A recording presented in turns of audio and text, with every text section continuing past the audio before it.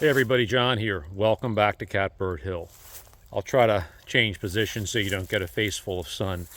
It's a beautiful, absolutely beautiful fall afternoon here on Catbird Hill. We have been having probably 2 weeks now of amazing weather. Beautiful October weather, really. It's very dry. We do need some rain, but we've had temperatures today in the low 70s. Nighttime, it's dipping down into the 40s. It's going to get a little warmer for a couple of days at the beginning of this coming week, and then it's back into the 60s, which is kind of where it should be for this time of the year. And I'm loving it. I mean, this weather is absolutely fabulous. So I could probably spend every day, 8 hours a day, working on all of what I call the little projects or little jobs here on Catbird Hill. But I've been wanting to tackle this one for a bit. And you might have noticed in previous videos or on the log pile here, this is just one of many log piles. I have a handful of baby logs. And these were just, pieces that were salvaged from trees that came down. These two here are pine. These two here are spruce. And they're probably, in that 8-inch diameter range, and they're only probably about 4 to 5 feet long. And, I've always, held on to pieces like this thinking I could use it for something, right? They're relatively straight. These might make perfect like 4x4-inch posts for shop benches or just odds and ends hobby projects. I actually have another pine log here loaded into the tractor. So what I wanted to do today was I want to open these logs up, and I have an old blade on the sawmill right now. It's probably cut about 4 logs. It's getting a little dull, and I am going to be changing it out because I have a fairly important milling project to do in the next couple weeks. And so I want to kind of put a fresh blade on there to do that. But before I did, I thought this was a great opportunity to have a little experiment and just see what type of value is in these little pieces of lumber, these little logs. I've got one on the mill here. Now this one is probably not going to amount to much. It's got a bit of a curve in it, as you can see, down at this end here. But this is probably about 12 inches in diameter. I might get some usable material out of this part of it. But I'm just going to play around. I mean, I think, I still consider myself a relatively novice sawyer. And I think there's no better way to learn than to take some time and just do some experiments on lumber like this and just see what happens to it. See how much it moves, how it dries, how it checks and warps and twists. I'm going to learn a lot by doing that. It doesn't cost me anything. And I also accomplish the objective of cleaning up the log pile here. So stay tuned and let's open up this old ugly pine log and see what it is. It's always good to do a little visual inspection inside the mill when you haven't used it in a while, which I haven't. And that's exactly why you need to be checking. Somebody made a little nest. That actually looks like, I don't know, mouse or maybe chipmunk or something. I see a little acorn there. How about that? And they didn't even ask permission or pay any rent. Look at that. Well, better to be safe than sorry.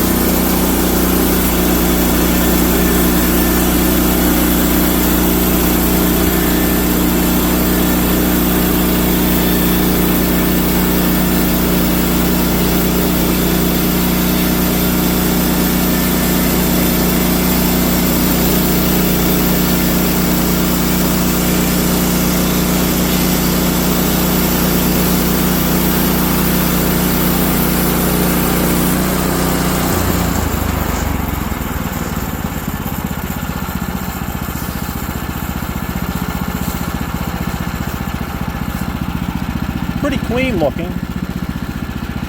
You know, not real stable grain there, obviously. It almost, is it just me, or does that look like a fish? Or some kind of an animal? Maybe I'm seeing things.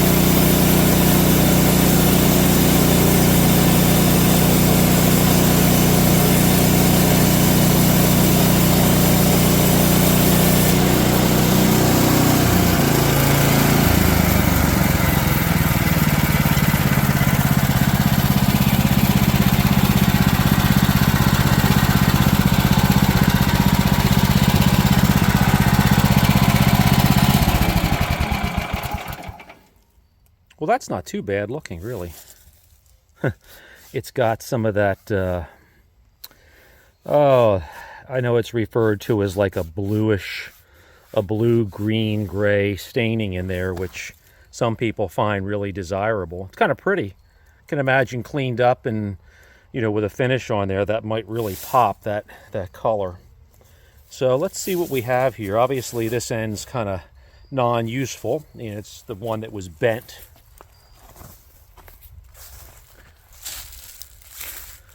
But, you know, we might get something reasonable out of this here. Let's see what we've got.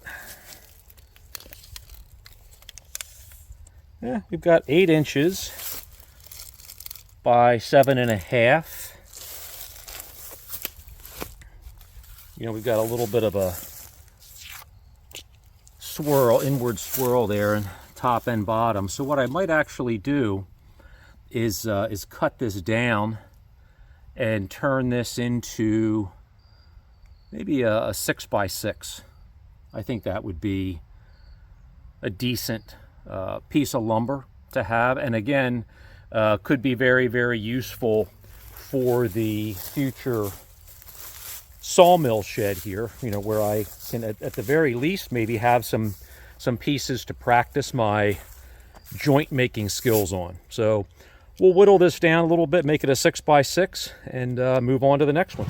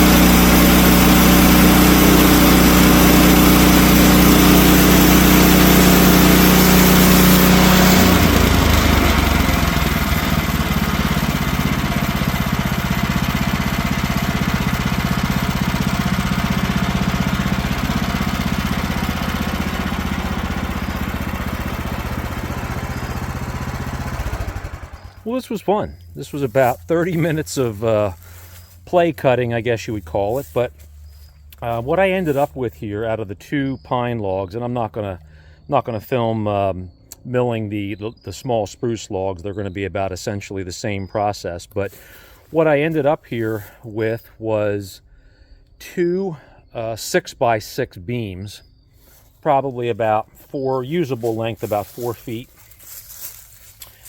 Nice and solid, you know, I mean, no defects or anything. I mean, this was the pine that I cut down probably back, or I actually harvested this pine back in mid to late summer when we had a terrible windstorm, and it took down a huge branch off of a big pine tree.